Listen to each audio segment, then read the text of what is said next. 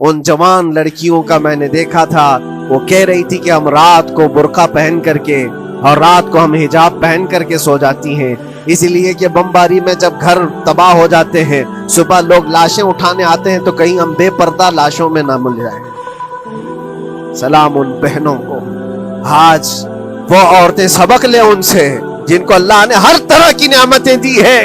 तुम्हारे घर में जायदाद बेपनाह है, माल और दौलत बेपनाह है, कपड़े रोज बदलने के लिए तुम्हारे पास हैं, सब रख करके तुम औरतों को, आज हम बाजारों में जो बेपर्दा देखते हैं, ये शादी महलात में हर जगह जो औरतों की बेहयाई और बेपर्दगी देखकर फिर मैं सोचता हूँ सलाम उन बहनों को जो मौत की रात भी हिजाब हटाना नहीं चाहती, इसलिए कि दुनिया से जाएं तो अल्लाह की बारगाह में हिजाब के साथ जाएं। ये ईमान हो तो फिर अल्लाह तबारक व तआला की मदद भी आती है, नुसरत इलाही आती है। मुझे बताओ मेरे अजीजों, 50,000 का खून कर देने वाला वो जालिम और गासिब इसराइल, वो अपने 200 कैदियों को छुड़ा क्यों नहीं सका? वो हासिल क्यों नहीं कर सका 200 लोगों को, बल्कि उनमें से 5 लोगों को क्यों नहीं हासिल कर सका? 50,000 को कत्ल कर डाला, और वो भी सिविलियंस को, शहरियों को, जिनसे तुम्हारा मुकाबला है, उनकी मौत की तो कोई खबर ही नहीं आती। जो तुमसे बरसरे पैकार हैं, जो लड़ रहे हैं, उनके मौत की खबर नहीं आती। बच्चों की मौत, औरतों की मौत, हॉस्पिटल में मौत, ये सारा जो नाच देखा गया है 15 महीने से हम देखते आए। लेकिन अफसोस इस बात का है मेरे अजीजों, अल्लाह का अज़ाब उन जालिम बादशाहों पर भी आएगा जो इनकी मौतों पर देखकर तमाशे कर रहे हैं। वो अपनी अय्याशियों में मसरूफ हैं, वो अपने ऐश कदों में शराब नोशी और कबाब खोरी पर मसरूफ हैं, और इन बच्चों की तड़पती हुई लाशों पर वो अपनी कुर्सियां सजाए बैठे हैं। वो अरब के जालिम बादशाह कहाँ हैं जिनके घरों में सोने के टॉयलेट बनाए गए हो, जो सोने की कुर्सी पर बैठ करके हुकूमत और तख्त बिछाते हो? मेरे अजीजों, उनकी भी पकड़ आने वाली है, आप इंतजार करो, क्योंकि अल्लाह ताला कुरान में फरमाता है वसयअलमुल्लज़ीना ज़लमू अय्य मुनक़लिबिन यनक़लिबून, अनक़रीब जुल्म करने वाले ये पहचान लेंगे कि अल्लाह उनको किस पलटी में गिराएगा, वो किस पलटी में, किस खाई में जाकर के गिरेंगे। अंदाजा करो, जालिम सिर्फ वो ही नहीं है जो बमबारी करता है और कत्ल आम करता है, जालिम वो भी है जो तमाशाई बन करके लोगों का सपोर्ट करता है, उन लोगों को सराहता है जो जुल्म कर रहे हैं। अफसोस का मकाम है, वो चीखते रह गए, चिल्लाते रह गए, और फिर आखिर में वो बच्चों ने पुकार करके ये भी कहा हमें किसी जगह से मदद की उम्मीद नहीं है, ना हमारे पड़ोसी मुल्क से, न किसी बहुत बड़े मुस्लिम बादशाह से, हमें उम्मीद है फतह की और मदद की तो परवरदिगार आलम से। और यकीनन मोमिनों के लिए अल्लाह ने यही फरमाया वअलल्लाहि फल्यतवक्कलिल मुमिनून, और मोमिनों को चाहिए कि सिर्फ अल्लाह ही पर भरोसा करें। मैंने देखा है मेरे अजीजों, ये दुनिया सिर्फ और सिर्फ लॉलीपॉप पकड़ा सकती है तुम्हें, इनके यहाँ मदद की कोई गुंजाइश नहीं है, ये हमारे साथ खेलते हैं, इनके दिलों के अंदर से रहम गायब है। ये बच्चों की तड़पती हुई लाशों को देखकर कोई आवाज तक नहीं उठाता, जो आवाज उठाने वाला उसको केस करके बंद कर डालेंगे। जो भी अगर मजलूमों के लिए आवाज उठाए, उनका परचम लहराए, तो कितने तो यहाँ पर FIR हो गए, बंद कर दिए गए। क्यों? मजलूमों के लिए आवाज उठाना क्या ये हमारा राइट नहीं है, हमारा हक नहीं है? तुम जालिमों के लिए अलल ऐलान बात कर सकते हो, हम मजलूमों की बात भी नहीं कर सकते।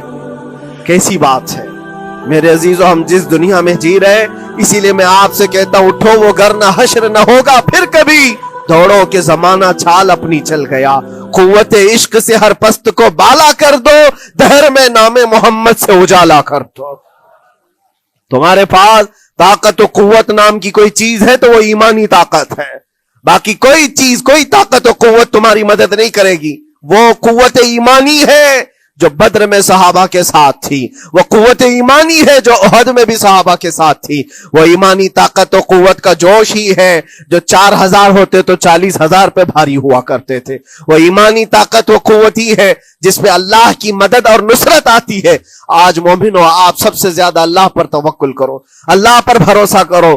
میں نے دیکھا ہے میرے اپنے معاملات میں 8 مہینے تک میں اسٹرگل کرتا رہا, پل پل دیکھتا رہا, اور ایسی زمین پر مجھے لٹایا جاتا جہاں فرشی بھی نہیں ہے, پتھروں کی زمین پر لیٹ لیٹ کر کے ہماری کمر ٹوٹنے پر آتی. اس وقت لوگ یہ کہتے فلاں کی طرف سے مدد آ جائے گی, فلاں کی طرف سے مدد آ جائے گی. ہم نے یہ لائن بھی لگا دی ہے, یہ سورس بھی لگا دیا ہے, ہر طرف دیکھتا رہا. اخیر میں پھر یقین ہوا مدد کہیں سے نہیں, میرے پروردگار سے ہی آئے گی. اللہ ہی مدد کرتا ہے مومنوں کی. بس یہ ہے کہ صبر ضروری ہے اور تھوڑی مصیبت اٹھانا ضروری ہے, اس لیے کہ مزاج ہے اسلام کا. اسلام زندہ ہوتا ہے ہر کربلا کے بعد. اپنی قربانیاں دو اور قربانیاں ضائع نہیں ہوتی, رنگ لائیں گی.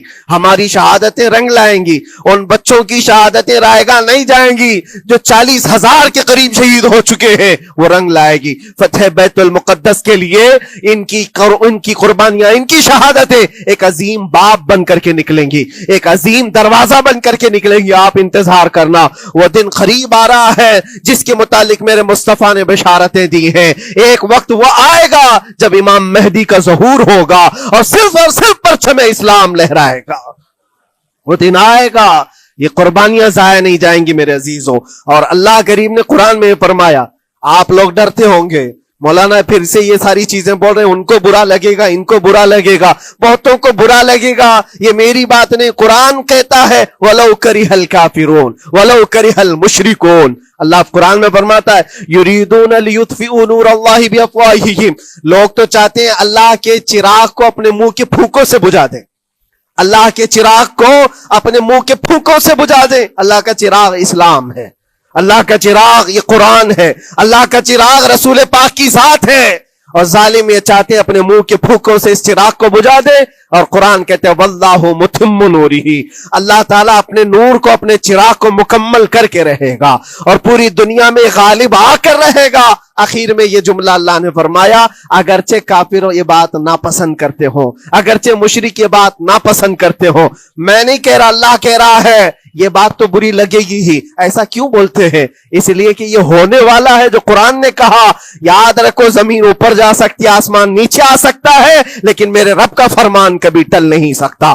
جو قرآن نے کہا ہے وہ ہو کر رہے گا, اور اسی پر ایمان ہم سب مومنوں کی شان ہے, ہم سب مومنوں کی شان ہے.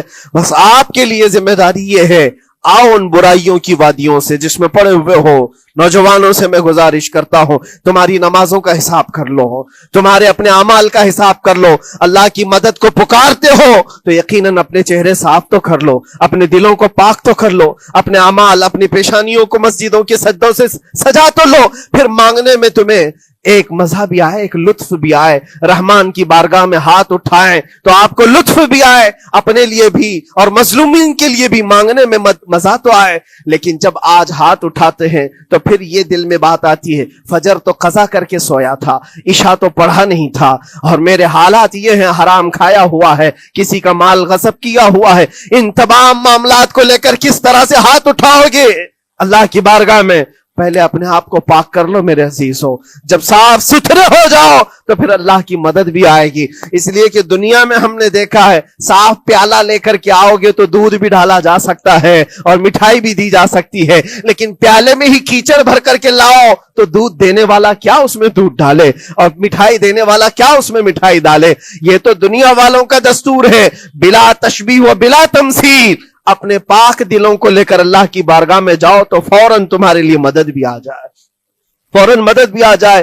اللہ کریم ان غزہ کے نہتے اور مظلوم مسلمانوں کی فتح کو سدا قائم و دائم رکھے, اور ان کے ٹوٹے پھوٹے بکھرے گھروں کو اللہ تعالیٰ پھر سے آبادی عطا فرمائے, ان کے کمزوروں کو مولا طاقت و قوت عطا فرمائے, ان کے شہیدوں کو مولا اجر عظیم نصیب فرمائے, ان کی بیواؤں کو مولا صبر جمیل عطا فرمائے, ان کے یتیموں کو مولا طاقت و قوت عطا کرے, ان کی مسجدوں کی آواز اور ان کی گونج کو مولا پھر سے بلندی عطا فرمائے, اور ان کے صبر اور ان کے استقامت اور ان उनके हौसले को मौला पूरे दुनिया के मोमिनीन के दिलों में कायम अता फरमाए।